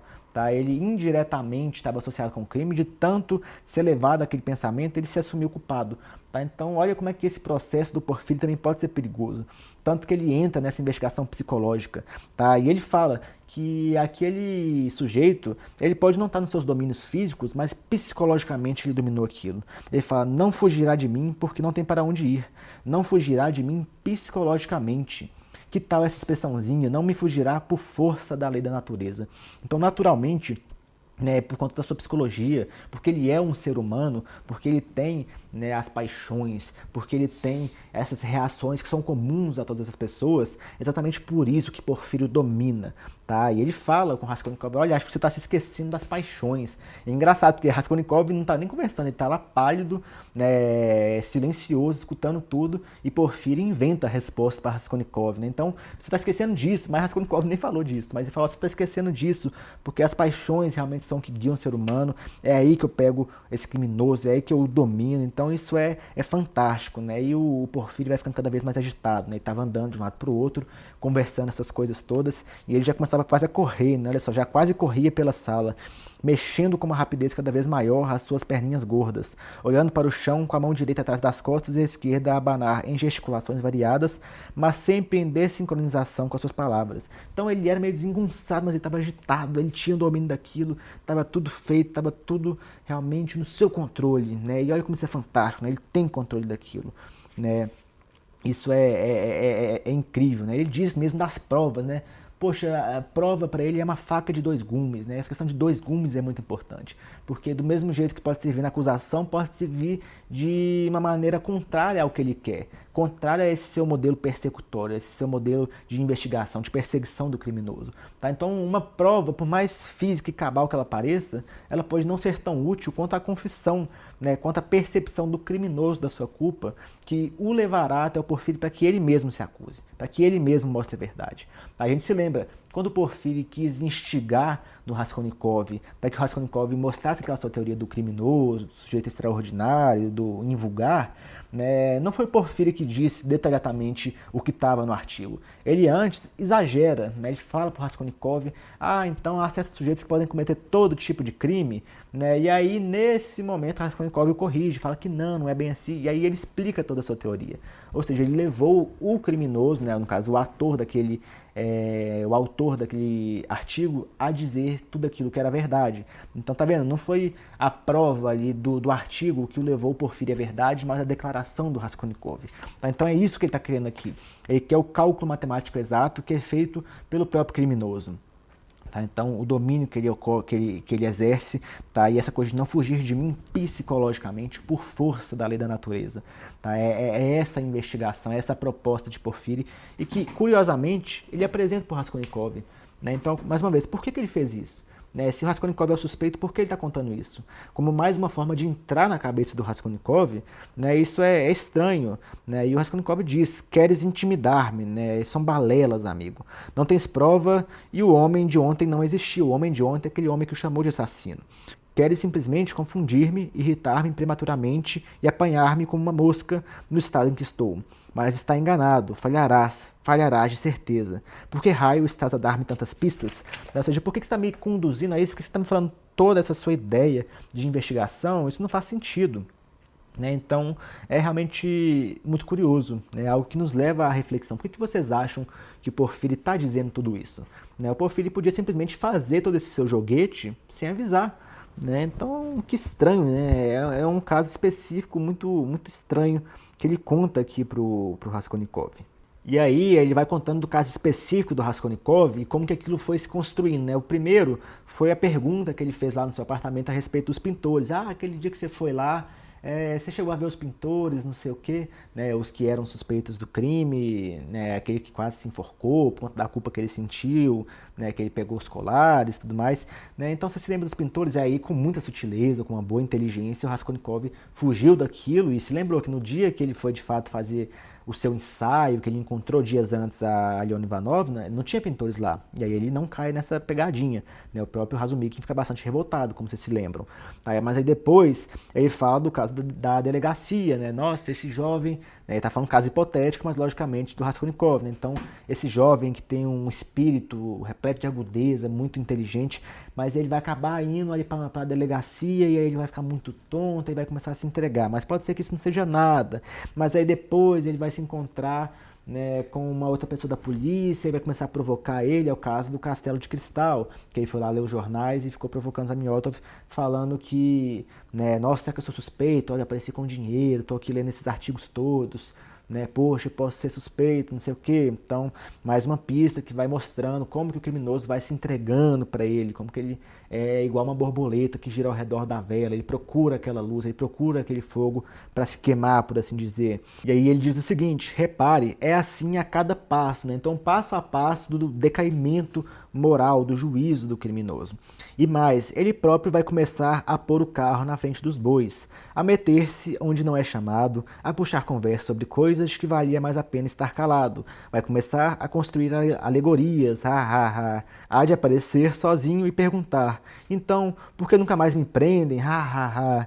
E essas coisas acontecem à pessoa do maior espírito, a um psicólogo, a um literato. Então, esse tipo de modo de se conduzir, de falar o que não devia, de agir como não devia, como se ele estivesse provocando, talvez porque tem um tédio, né? Poxa, ninguém vai me descobrir, olha só, gente, eu sou suspeito, me procurem, olha só como que eu fiz certas coisas aqui que são suspeitas, né? Então o criminoso vai se entregando, é isso que o Porfírio está entregando, né? Ele fala: a natureza é um espelho, o mais límpido dos espelhos, olhe para o espelho e espante-se, é isso, né? Então, né, a alma se entrega, é a mesma para todos, todo mundo vai seguir esse caminho, não tem como fugir. E aí ele mesmo já vai provocando o Raskolnikov: nossa, você tá tremendo, você tá muito pálido, Raskolnikov, bebe uma água, vou abrir aqui a janela, porque ele vai vendo que o Raskolnikov tá se exaltando com aquilo, e ele próprio vai se esquivando, vai dizendo: não, eu tô bem, não precisa abrir a janela não. E ele fica com raiva, né? Ele fala: se o senhor acha que tem um direito legítimo de perseguir-me, força, se quiser prender, me prenda, mas não admito que se ria na minha cara e me atormente. Então, essa condução do Porfírio ele não aceita de jeito nenhum, não aceita de jeito nenhum, e ele vai gritando, e o Porfírio não aceita que se grite. Ele fala: não, as pessoas vão ouvir, não sei o quê, porque ele mesmo não está seguindo um processo de investigação muito legítimo, muito correto, e quando ele vai falando para o Raskolnikov não grita, o Raskolnikov não grita. É muito curioso isso. E aí, finalmente, o Porfírio fala uma coisa que é fatal para o Raskolnikov. Ele fala: eu sei tudo. Eu descobri que você foi na casa, né, no apartamento da Liona Ivanovna. Vocês se lembram, né, que ele foi lá pro setor do parapeito, provocou os pintores que estavam lá, né, no apartamento, provocou ali o porteiro, todo mundo que estava lá acusando ele: ah, ele é doido, leva pra delegacia. Ele falou: me leva mesmo, leva lá pra delegacia, não sei. Foi esse caso, e o Porfírio sabe. Olha só como é que esse cara sabe de tudo, né, como é que ele tem domínio de tudo. Aquilo que ele falou, que ele vai dominando o criminoso, né, levando a pessoa a imaginar que o Porfírio tem domínio de toda a situação, isso é verdade. Ele falou: sei tudo, até sei como o senhor foi alugar a casa tardíssimo, já ao anoitecer, e como tocou a campainha, e como perguntou sobre o sangue, como deixou os trolls e os guardas todos atarantados, né? Então ele sabe tudo, né? Olha que doideira, né? E aí o Raskolnikov, ele perde até as forças, fala: meu Deus do céu, e agora, né? É realmente um caso absurdo, mas ele continua. E aí acontece um fato mais curioso ainda. Ele começa a apresentar defesas para o próprio Raskolnikov. Ele fala assim: olha, Raskolnikov, você vai falar que você estava em delírio, não sei o quê. E Raskolnikov: não, né, eu não estava em delírio não, eu estava muito consciente de tudo que eu fiz.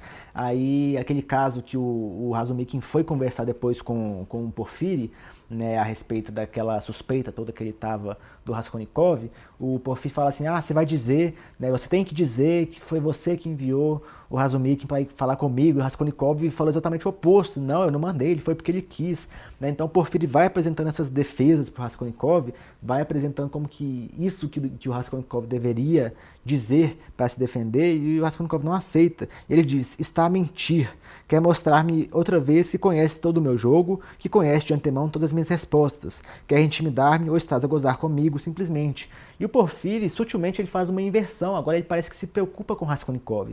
Ele fala: olha, Raskolnikov, não é que eu te ache suspeito, mas é porque você está realmente tendo um declínio da sua razão. Você não está pensando direito. Você está do mesmo jeito que aquele homem que se acusou sem ter cometido crime nenhum. Você está se entregando sem ser culpado. Eu me preocupo com você. Poxa, você tem que pensar na sua saúde, você tem que se tratar, você tem que pensar a respeito da sua família, você tem que cuidar ali da sua mãe, da sua irmã, porque você está abandonando elas. E Raskolnikov: como é que você sabe disso? Isso não é problema seu. Ele fala: eu sei, porque você se acusa, porque você não está tendo domínio dos seus pensamentos, das suas sensações, né, das suas paixões, você está se deixando levar por isso, você tem que ter controle. E agora parece que Porfírio não suspeita dele, mas que ele está querendo defender Raskolnikov. Ele se preocupa com Raskolnikov. Ele dá uma água para Raskolnikov beber e se acalmar. Ele abre a janela para entrar ar ali. Ele fala para Raskolnikov não gritar, mas se domina daquilo. Para Raskolnikov parar de fazer aquelas condutas que o entregam. Para Raskolnikov tratar da sua doença, se preocupar com a sua família. Então ele passa agora a realmente se preocupar com Raskolnikov de um modo que não faz nem sentido. Ele estava mostrando tudo que o levaria à acusação. Ele estava falando como que ele quer exercer o domínio do criminoso e agora ele inverte isso. Raskolnikov vai ficando muito confuso e a gente também, nesse momento, né, a gente já está desgastado por conta de todo esse monólogo do Porfíri. Tá? Que começou falando coisas à toa, depois começou a falar do seu método de investigação e agora ele está se preocupando com Raskolnikov. Como que isso é esquisito, né? Isso vai nos levando, assim como leva o que está sendo interrogado, a uma confusão. A gente só quer o fim daquilo. E é o que o Raskolnikov quer. Ele fala, olha, se é para me prender, me prende. Se é para me deixar aí, me deixa aí. Mas vamos acabar com isso. Ele quer algo que acabe de vez. E o Porfíri quer o contrário. O Porfíri, ele quer de novo rodear, ele quer fazer aquele cerco lento, aos poucos, né? Ele quer ter domínio total, não pode ter uma coisa definitiva. É paulatino, é lento, ele vai te tornando confuso, ele te leva para um lado para depois te jogar para outro, para depois te jogar para outro. Esse é o método dele, né? E é desgastante até para a gente que está lendo, imagine para o Raskolnikov, né, com toda essa confusão se passando na cabeça dele. E para demonstrar isso, né, o próprio Porfíri diz no final da sua fala que ele não suspeita de Raskolnikov. É isso que ele quer mostrar agora, né, que na verdade se Raskolnikov está acreditando que Porfíri suspeita, é porque ele não está pensando nas coisas direito, porque ele está doente, porque ele está em delírios. Né? Olha só, portanto, se agir de outra forma é porque não estou a suspeitar de si. Mas o senhor perdeu o senso comum e não está a ver nada. Repito. E aí o Raskolnikov fala, não, você está mentindo, você está me manipulando, você está me controlando, você suspeita assim de mim, isso aí é seu método, isso aí é uma coisa absurda, me investiga de forma formal, eu quero formalidade, formalidade. É isso que ele quer controlar, ou então me prende, ou me deixa aí, eu quero uma coisa definitiva, né? E vai tendo todo esse domínio, né? Então, agora, a verdade que ele quer mostrar o Raskolnikov é que não, você não é suspeito não, mas você está muito doido, você não consegue ver essa verdade. Né? Então ele leva essa responsabilidade, ele leva todo o peso para as costas de Raskolnikov e, de novo, vai deixando ele cada vez mais confuso, cada vez mais perdido diante de tudo aquilo. E esse desejo de algo definitivo, de que já se concretize tudo, ou você me prende, ou você me deixa aí, o próprio Porfíri também questiona.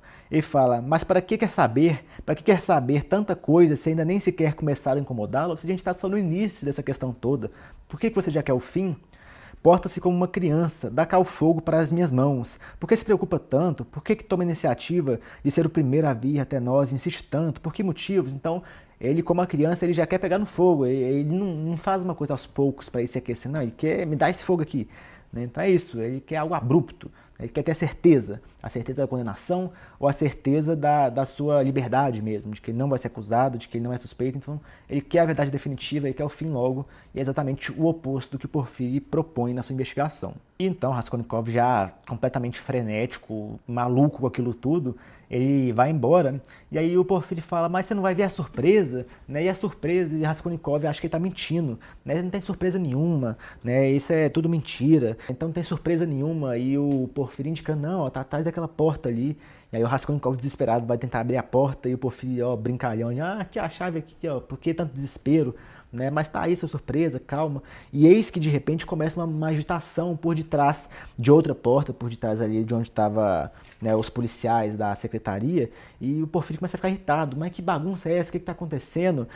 E aí chega um dos pintores, né, o Nikolai, falando que ele era o culpado. Tá? E aqui a gente já entra no capítulo 6, no meio dessa agitação toda.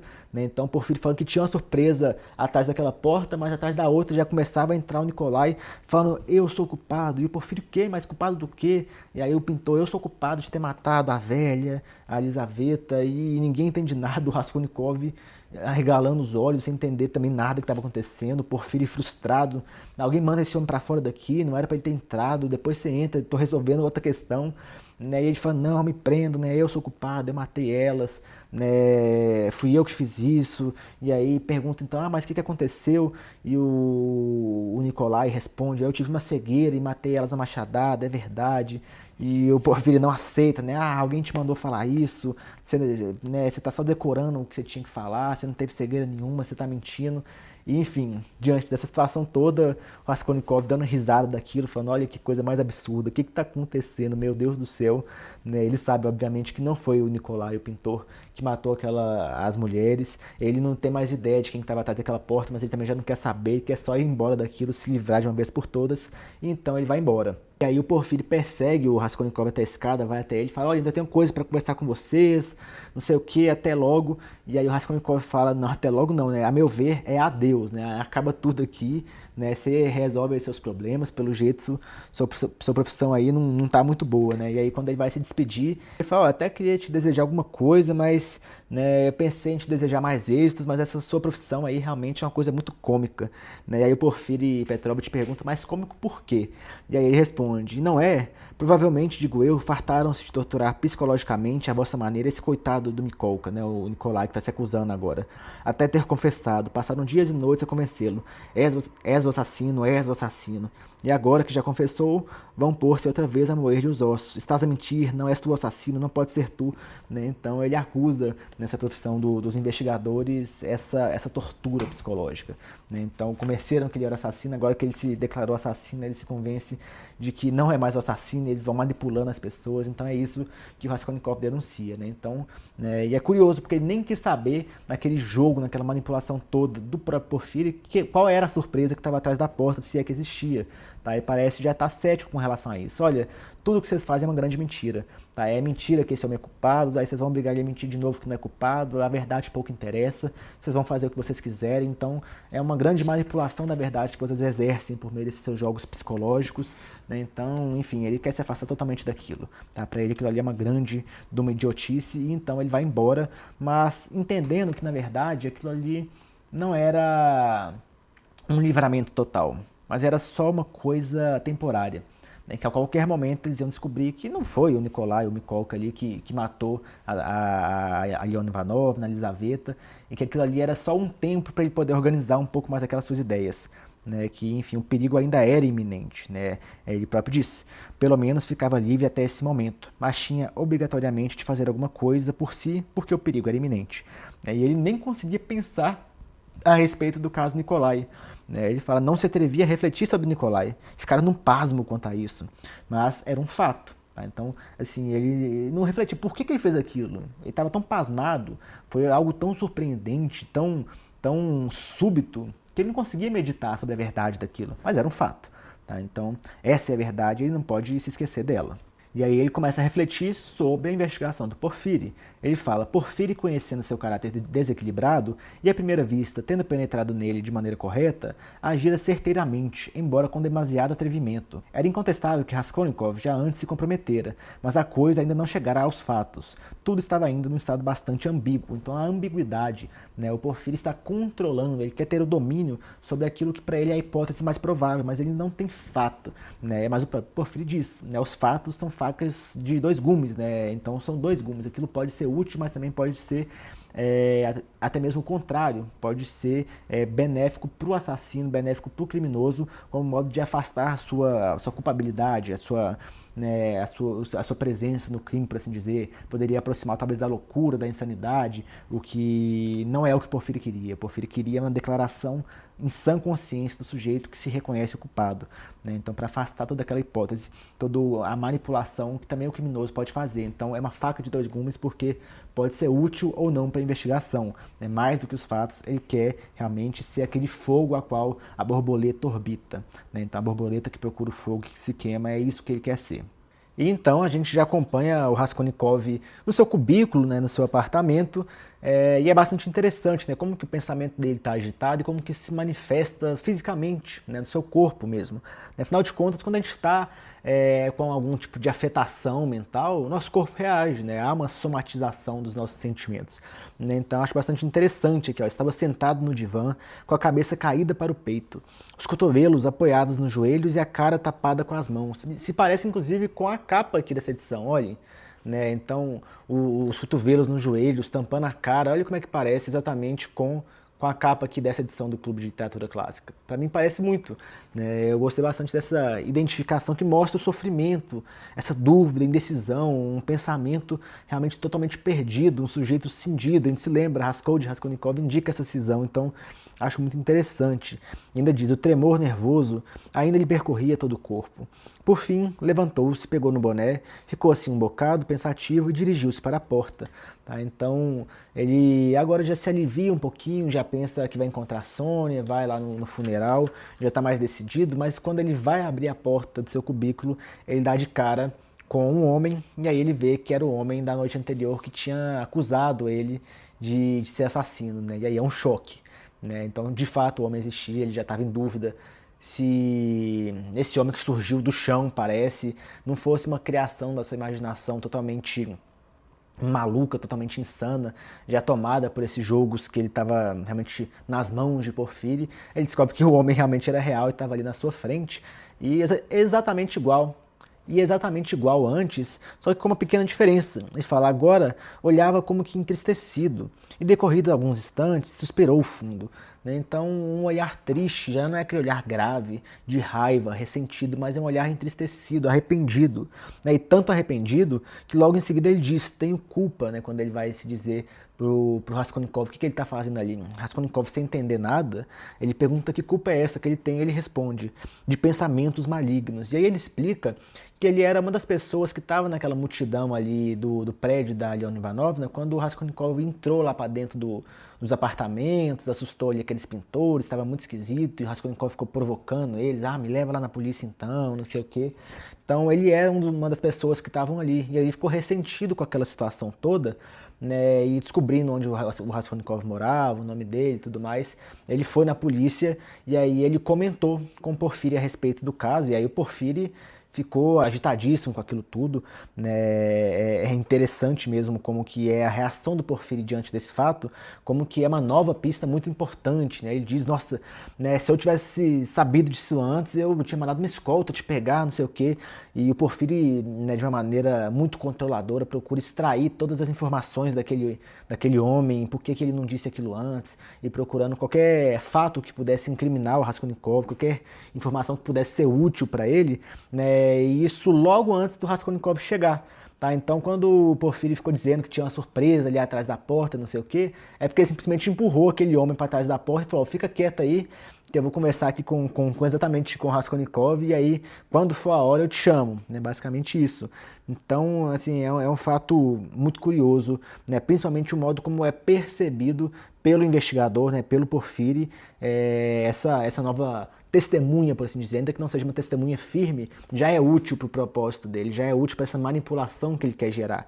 Então ele entra num torpor, num êxtase, né? É isso aqui que eu precisava, então já entra para debaixo aí, para trás da porta que eu vou usar você, né? É uma coisa realmente extraordinária. E o próprio homem disse que ele sentiu uma consciência pesada vendo como que o Porfírio estava torturando o Raskolnikov, e ele diz, olha, né, o que eu fiz foi meio que por vingança mesmo, foi um pensamento maligno e eu me arrependo de ter feito isso com você, então, né, ele está culpado e assim, toda vez que ele fala com o Raskolnikov, ele faz vênias, assim, quase encostando no chão, porque ele realmente está com a consciência pesada de ter quase comprometido o Raskolnikov, que na visão dele realmente não tinha culpa, né, estava só sendo torturado pelo Porfírio também, porque esse Porfírio seria um grande manipulador, seria um grande controlador daquela situação toda, então ele observou isso.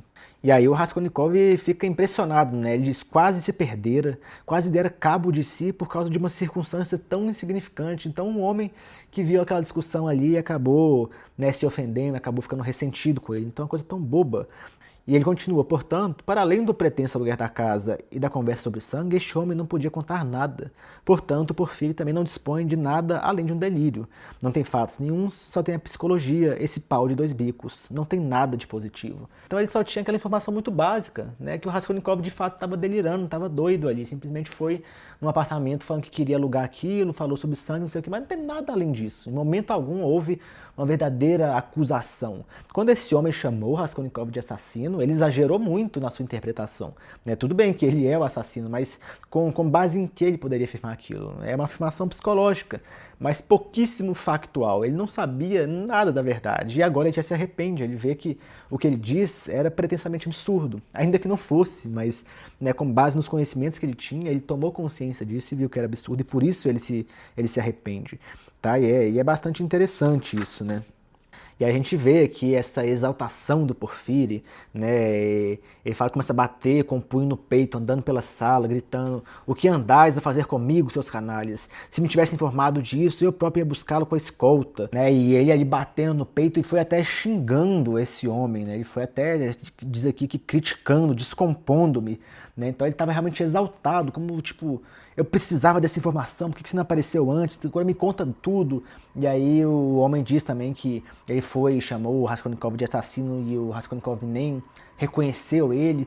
E aí o Porfírio, provavelmente matutando aquilo tudo na cabeça dele, falou, nossa, isso aqui tá perfeito, é disso que eu precisava. E aí o que acontece? Logo em seguida o Raskolnikov entra. E provavelmente é por isso que o Porfírio estava tão agitado no início do primeiro capítulo que a gente leu no episódio de hoje. Por isso que ele estava andando de um lado para o outro, por isso que ele estava falando coisas aleatórias que vinham na cabeça dele, por isso que ele foi tão imprudente para falar das pistas, para falar dessa questão do apartamento. Então assim, ele mal teve tempo de processar aquilo tudo, estava muito fresco na cabeça dele, estava muito agitado. Então é assim que eu interpreto, ele ainda estava processando aquilo tudo e tentando organizar aquilo enquanto ele inventava assuntos ali, e enfim, é um fato bastante curioso, né? Então o Porfírio, bastante diferente da primeira vez que a gente encontrou ele, bastante ponderado, né? Bastante comedido, por assim dizer, nesse encontro ali na delegacia mesmo, ele já estava bastante diferente, bastante alterado, creio eu, porque ele tinha acabado de ter essa informação quente desse homem, mas agora tudo parecia se desconstruir. Mas agora tudo isso parecia se desconstruir. O pintor, ele já tinha dito que ele era culpado, por mais que isso se desconstruísse, já afastaria um pouco o Raskolnikov, né? Esse homem que tinha acusado o Raskolnikov, ele próprio já tinha se arrependido, visto que não tinha como acusar absolutamente nada, e achava um grande absurdo ele ter tido esse tipo de ressentimento, de ódio contra o Raskolnikov, né? E sai, inclusive, pedindo desculpa, fala, perdoe a minha calúnia e a minha maldade. E Raskolnikov devolve, Deus perdoa. Tá? E ele termina pensando o seguinte, é tudo de dois gumes, agora é tudo de dois gumes. O que quer dizer que do mesmo modo que o Porfírio tem para onde atacar, o Raskolnikov também tem por onde se defender e contra-atacar, ou seja, é tudo de dois gumes, tudo vai e volta. Os dois estão nesse embate dialético ali, os dois estão, né, nesses caminhos opostos, mas eles estão igualmente potentes para trombarem de frente. Então é assim que termina esse capítulo, e a gente termina a quarta parte, né, com a proposta, né, com a iminência de um grande embate, com a iminência de uma luta verdadeira entre investigador e investigado, né, entre o acusador em alguma medida também e o acusado, entre o suspeito e o que investiga os suspeitos do crime como um todo. Então realmente a gente tem coisas boas para vir aí pela frente, vai se tornando um pouco mais um romance policial, algo de investigação, mas ainda tem muita coisa para acontecer, né? A complexidade filosófica sempre se mantém, todo episódio parece que a gente se aprofunda mais na psicologia, né? No último a gente falou muito sobre o niilismo de Svidrigailov, sobre a filáusia do Luzhin, nesse a gente já falou bem mais sobre a questão da grandeza da fé, a superação da razão por meio de Sônia, a capacidade da redenção dos miseráveis e dos desgraçados, né? Então é realmente muito interessante toda a questão investigatória que o Porfírio propõe também, que tem uma grande densidade, é isso que os clássicos nos propõem, né, gente? É reflexão constante, não é mero divertimento. Tudo isso poderia ter sido proposto de uma maneira muito mais simples, né? O Porfírio podia ter falado assim, olha, eu consegui essa pista, te acuso disso, aí acontece outra coisa, mas não, a gente teve todo um diálogo construído aos poucos, repleto de uma psicologia profunda, muito verossímil, né? Como eu disse, os mínimos detalhes, né? Raskolnikov sentado e Sônia de pé, e ele convida ela a se sentar, mudando o tom de voz, são sutilezas, mas que a gente tem que perceber para entender a profundidade e a beleza dessas obras, né? Mas então é isso, gente. Terminamos o episódio de hoje. Espero não ter ficado confuso, né? Teve uma certa correria em algum momento, em outros a gente divagou mais em alguns assuntos, mas espero ter ficado bastante compreensível. E, enfim, esse é um tipo de vídeo que eu gravo com grande paixão, né? Não tem roteiro, não tem ensaio, né? Realmente dizendo tudo o que vem pela cabeça aqui, tudo que eu organizo de acordo com os meus resumos e estudos, mas sem roteiro, tá? Tudo realmente feito, né, no calor do momento, com o coração cheio de chamas por uma obra que eu sou completamente apaixonado, uma das melhores obras que eu já li na minha vida, que mudou a minha vida de leitor, então acho que fica bastante legal sendo exposto assim. Conto com a participação de vocês nos comentários, né? Peço que vocês compartilhem esse vídeo, tragam essa série para novas pessoas, sempre peço isso porque realmente é muito importante para mim. Tá bem? Então fiquem com Deus, minha gente, grande abraço e até a próxima.